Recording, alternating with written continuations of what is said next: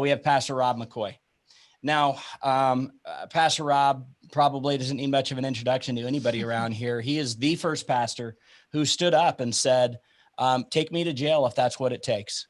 I'm going to stand, I'm going to preach. We are going to bring people together because people are hurting. And so, Rob, we've been defending him in court, and it made a big splash. And guess what?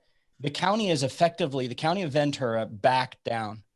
They came, they filed a lawsuit. They got a restraining order. We defended him. We filed a cross complaint. Because he continued meeting, they held him in contempt of court. The judge awarded fines, penalties of $3,000 against him. But guess what? The county of Ventura backed down. They don't want Rob to be a martyr. And so, Rob, we've asked you to come. We don't really need to talk about your case as much right now because there's something that's even more on the forefront of people's minds, and that is the election.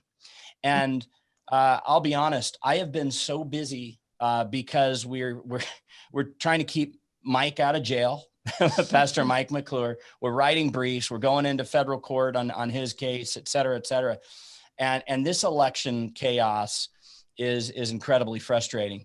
So, Rob, I saw last night what you did on your feed that you do every night. Every night, 7:00. Pastor Rob does at Godspeak Calvary Chapel. He does a fireside chat. You can find him on YouTube. So, Rob, you gave some slides, and let's go over those slides. First, if you want to say something at the outset. Yeah, let me give you some updates because there's been some breaking news, and it's funny that you say that you've been preoccupied with keeping Mike out of jail, and he's not visible in his picture, so I'm worried. Mike. But and then someone came up to me and said, "How's your case going?" And I said, "What do you because it's so." Our November 9th date is just not even in my thoughts. We've traveled all over the country prior to the election. And as we know, we're watching an attempt to steal this election. And as Dr. Simone was sharing, this is the reason for the lockdowns was very calculated. The states that enforce the lockdowns are the ones that have demanded a vote by mail, which is where they're manufacturing all these ballots to steal this election. And in these states where the president had unsurmountable leads, all of a sudden overnight they shut down, and we awaken in the morning with devastating news. So, Rob, can I interject real quick just to give a little background for you? And that is, Rob has been with Turning Point, Charlie Kirk, traveling the country, doing these presidential rallies. He's been speaking. Last week, you were in Florida, and then these different battleground states. And Charlie Kirk considers you to be his pastor. I know you guys talk all the time. And so he's got a lot of inside info. Charlie Kirk was at the White House on election night. So I just want to give that little background. So those of you who understand, Rob knows he actually knows what he's talking about here. So go ahead. So the information you're about to receive, the networks aren't going to be reporting for quite some time yet. But as we know, we knew at 7:30 that Florida had gone to the president, but they waited forever. And so here's some updated news. There's going to be 3,000 criminal referrals of voter fraud being put before Attorney General Barr. Rick Grinnell in Nevada has already put that together.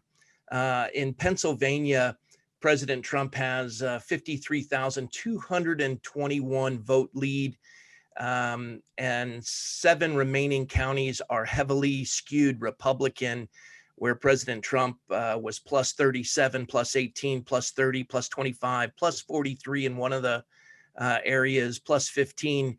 But there's Buck County and Allegheny County, which are the ones where they're doing all the nefarious work. Erie County is going to be a push. And the Democrats are very worried they may not be able to pull this off in Pennsylvania. And the reason why is because the American people came out in such massive amounts that they can't even manufacture enough votes to try to accomplish this. So he may hold on to this lead. It looks very good that Pennsylvania is his, and it's strange that they haven't called it. Georgia is going to come down to President Trump winning by 800 to 1,000 votes. They miraculously overnight today found 16,105 uncounted ballots in some mysterious place in Georgia, but being offset by that will be the 8,000 military votes that will be counted this week. And the estimate is that Georgia will go to President Trump, as will North Carolina. Rob, those 16,000 votes. Yeah. Were any of those for President Trump? Well, they haven't counted them yet. I'm saying that with the current lead that the president has, by the end of all of this mess with the 16,000 that they haven't counted, the 8,000 military votes, the likelihood is the president will win by 800 to 1,000, which is what the White House has predicted all along. And none of the networks have said that. The networks, as you know, early on, especially Fox News, and I would encourage everyone to shut off Fox now. I'm finished with them, with the exception of Tucker Carlson and Sean Hannity and the lady after that. Yeah, I'd shut them off. I like the last four of the evening, but the rest of them are a waste of time. They called Arizona, and just now, moments ago, there's 390,000 outstanding ballots in Arizona. The lion's share of them are in Maricopa County, which is strongly Republican. This drop of 60,000 came through, and it's 57.1% in favor of Trump. He gained another 10,000 votes, and now Biden's lead in Arizona has dwindled to 46,000, which means there's going to be another 5 to 6 drops at 57%, because the last 3 drops have been 57%, which means the president will win Arizona by 8,000 votes. So if he takes Arizona, Pennsylvania, Georgia, and North Carolina, Katie, bar the door, it's over.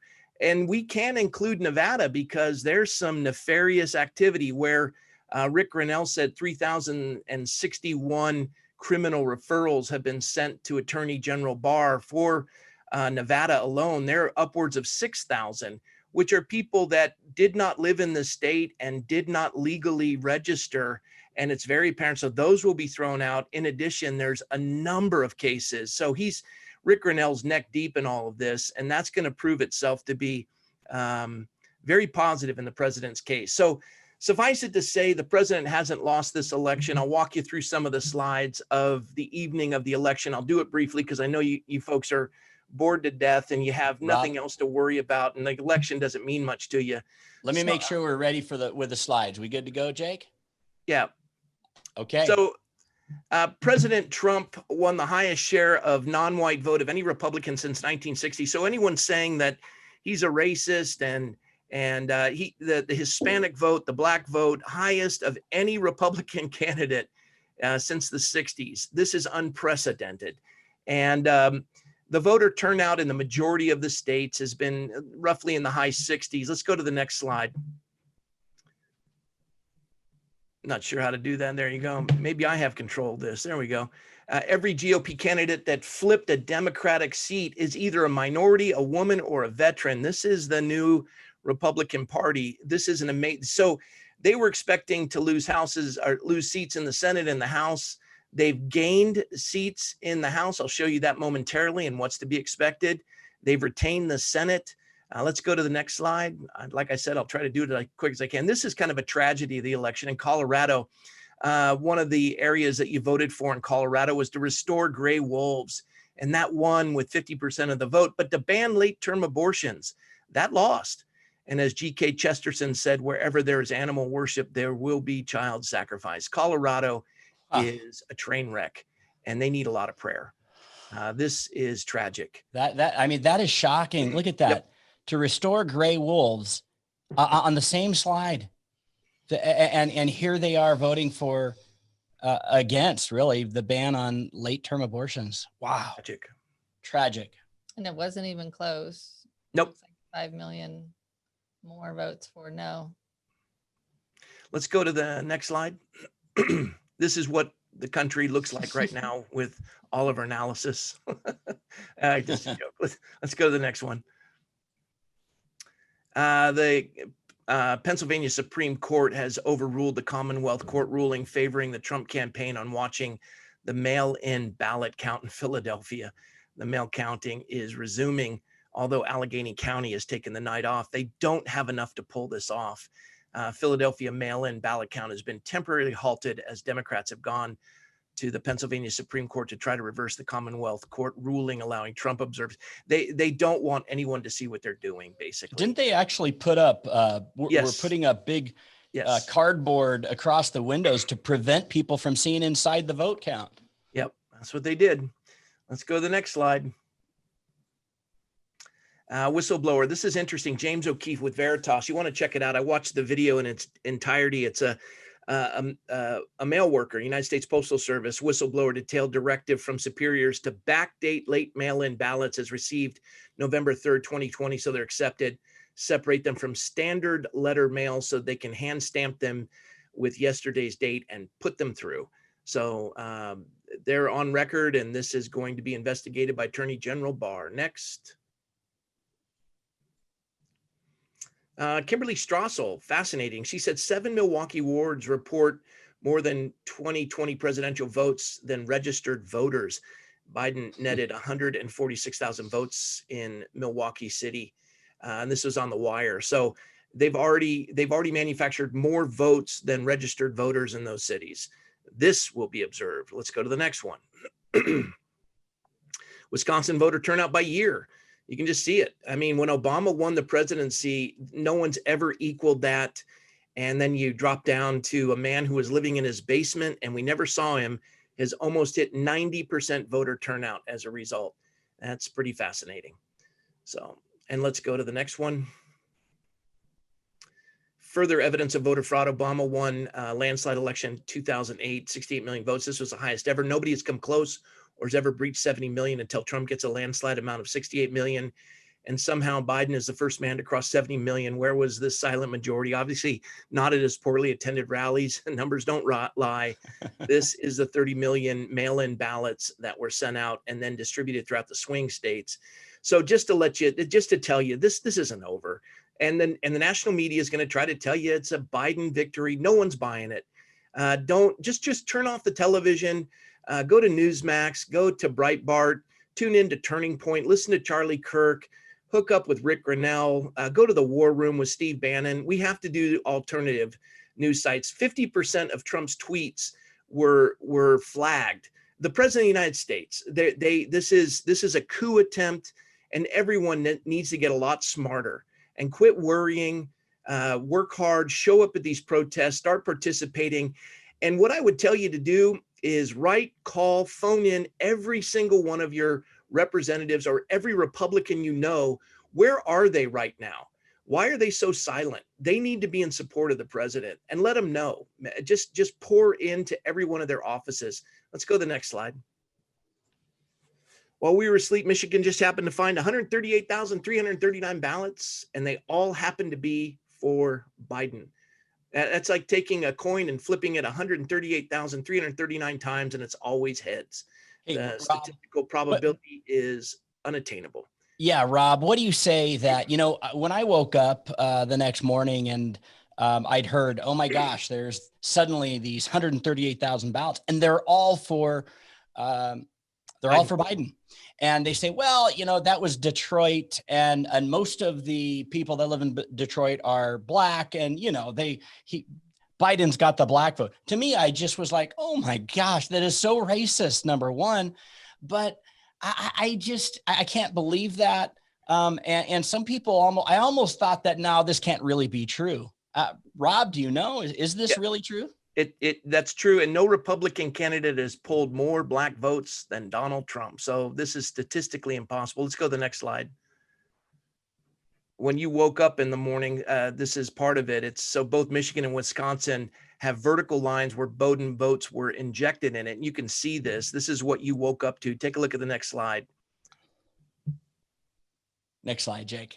Yep. Come on now. There we go. You can just see it. Okay. It's a vertical jump, both in Michigan and Wisconsin. Boom.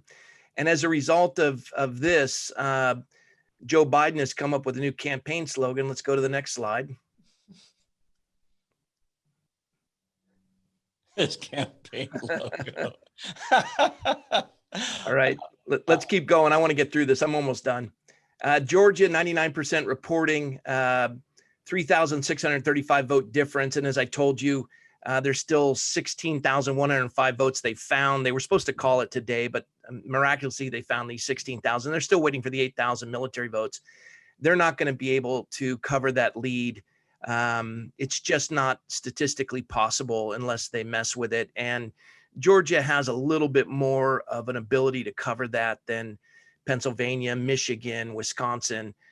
So the president will win by about 1,000 votes in Georgia. Let's go to the next slide.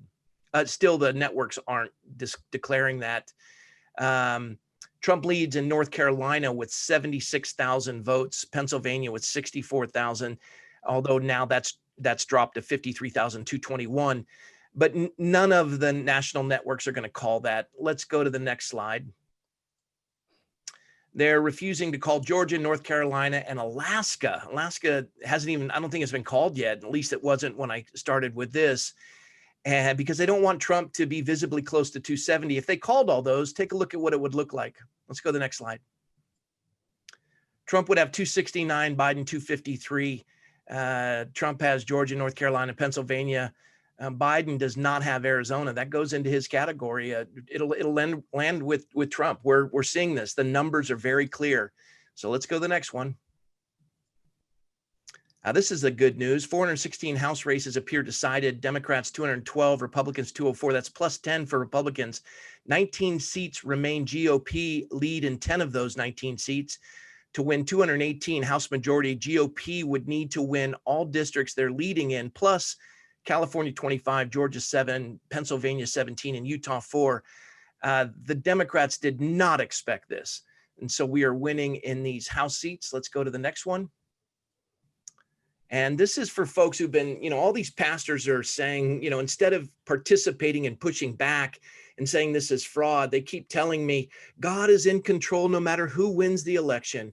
I don't mind that statement. The truth is God is in control, but I've seen it a lot. And I wrote this, we know God is in control. God is always in control. God was in control during slavery. God was in control during Hitler. God was in control when Pharaoh would not let the people go. God is going to be God regardless. That message can come off apathetic and dismissive to our American reality. God is in control, but people still have control and power over other people's lives. And it's time we start exercising truth.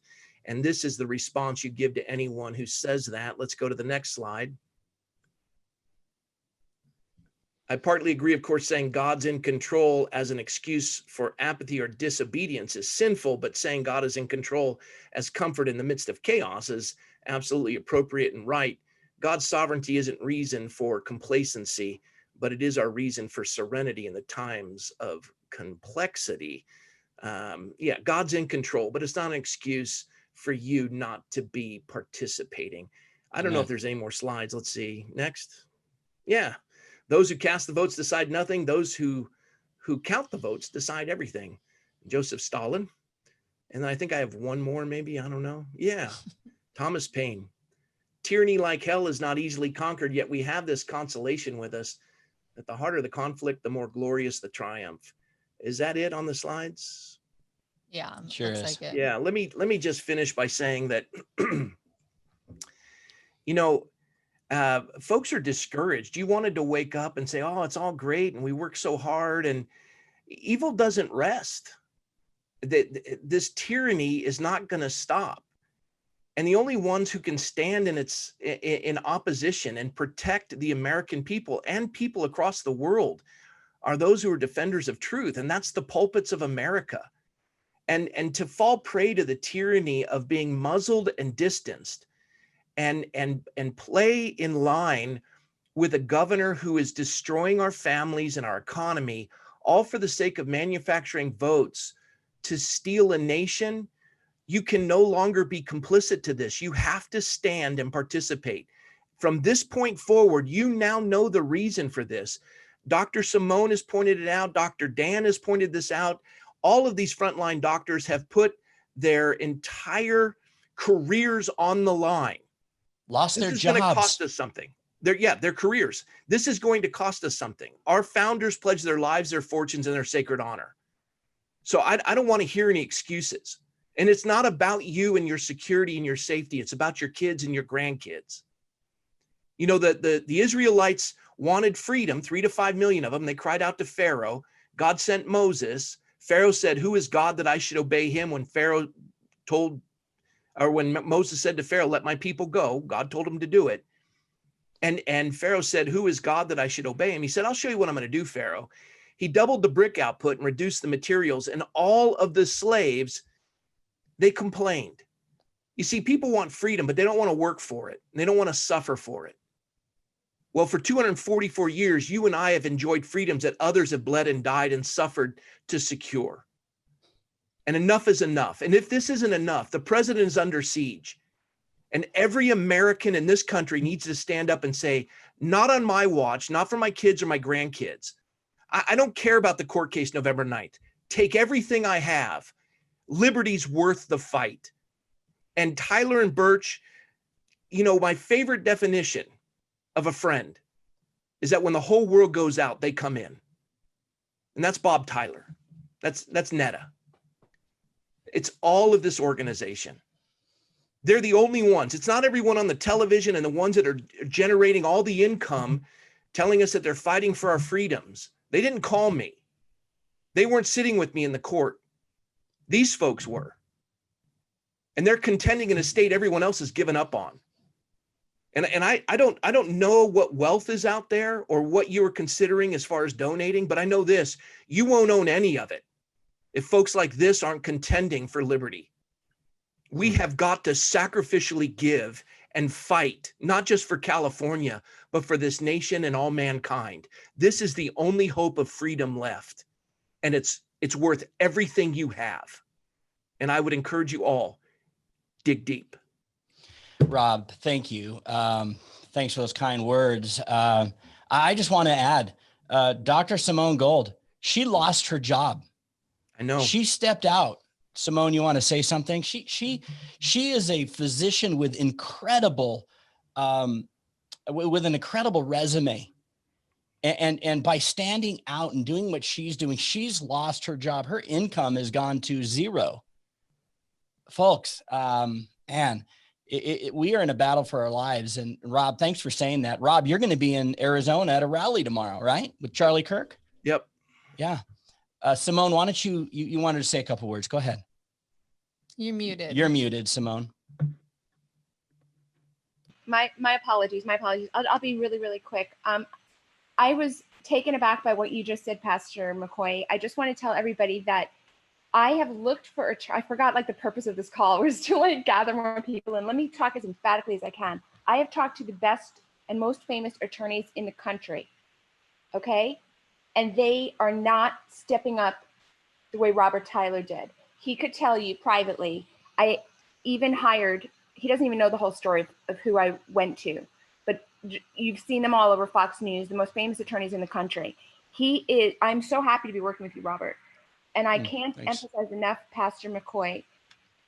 I want to confirm what you've just said. There is nothing else but this fight. I am probably never going to be employable ever again as an emergency physician because emergency physicians need to go along and get along. That's it. I might work one day in private practice, although I think I'm just going to try to deal with the corruption and be done with clinical medicine. It's too corrupt. But I'm definitely not employable, and I spent a lot of years to get there. So it is something you must sacrifice for. My own income, not a big deal. I'm just one person. If I could give more, I would give more. And I just want to say, Robert Tyler, I'm grateful that you're here. Thank you. You know, just kind of an idea what it costs. I do know that Simone, there is an attorney that she actually went out and hired an attorney. They gave her a quote of $75,000 just to file a complaint and file an initial restraining order. And it's expensive, very, very expensive to do what we do. But I'm thankful for all you folks who are on this call for the most part are people who have donated to the ministry so that we can do what we do. And I'm going to introduce you to 2 new attorneys that we were able to hire just after this next interview that we do. But thanks to you guys, we are able to hire people. But I have to tell you, we're buried. Our 2 new attorneys, Netta, God bless her, she's able to go on maternity leave right now because she's gonna have a baby soon. But we're buried, and I'll be honest, we need 2 more attorneys. It is crazy right now. Hey, Bob, Let's yes. I got a roll, but I'm gonna throw the gauntlet out. Godspeak's dropping 25,000 today to you. In addition to everything else we've given, we're giving you another 25,000. Wow. And Thank you, Rob. This is a church that, we're up against it, but folks, please bless these wonderful people. I got to make like a banana and split, or a baby and head out. So I got to go. Rob, you're awesome. God bless Thank you, Yeah, Bob. thank you. And we'll see you. We'll talk to you later. And the 8th, by the way, is a hearing where trial is supposed to be set in his case. We're filing an amended complaint in his case. We're starting discovery to go after the documents. There have got to be emails and correspondence and text messages that uncover the illegal nature of what's going on in California between the governor, the unions, the counties, and we're going after those documents. That's going to be in Rob's case. It's going to be a long battle. Rob, thank you. God bless you. Love you. Love you too. Hey, Thanks, Dr. Simone.